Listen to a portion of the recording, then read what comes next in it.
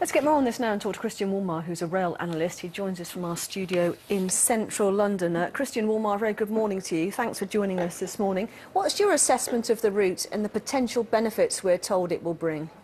Well, it's very interesting that the government is emphasising the regeneration of the north rather than, as with the first section, the capacity of the rail lines.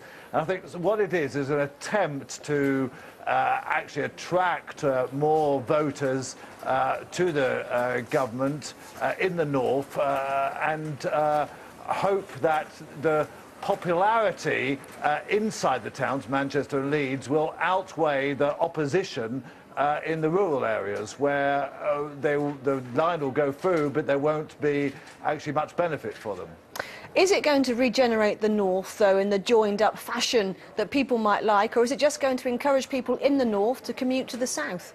I must say, I'm very sceptical of this argument because academic research shows that on high-speed lines abroad, for example, Madrid-Seville or even Busan-Seoul in Korea, that the larger town, the capital, Seoul or Madrid, have benefited more than the provincial towns.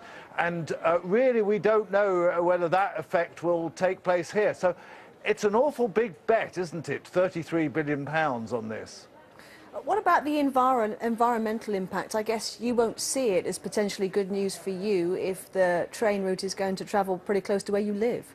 Yes, well, of course, it will take a few cars and maybe even a few aeroplanes off so that people will travel by train, which is more sustainable.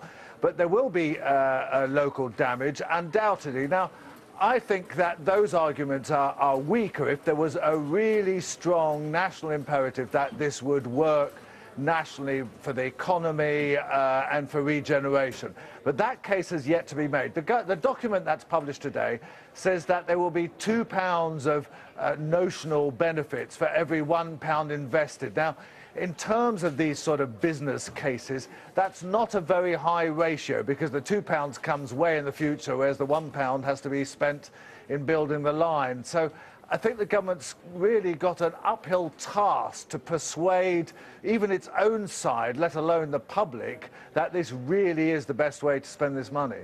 And what do you estimate the impact would be on the existing rail network? Well, one of the good things of this paper is that it has emphasised very much connectivity with the existing network. So, interestingly enough, the stations, both in Leeds and Manchester, will be near existing stations and have strong links with them so that people will be able to make onward journeys to other destinations. And so the effect on the existing railway is bound to be positive. But the question here is, could you invest more money in the existing railway in different ways in order to achieve those sort of improvements without this absolutely huge investment of £33 billion in a single line?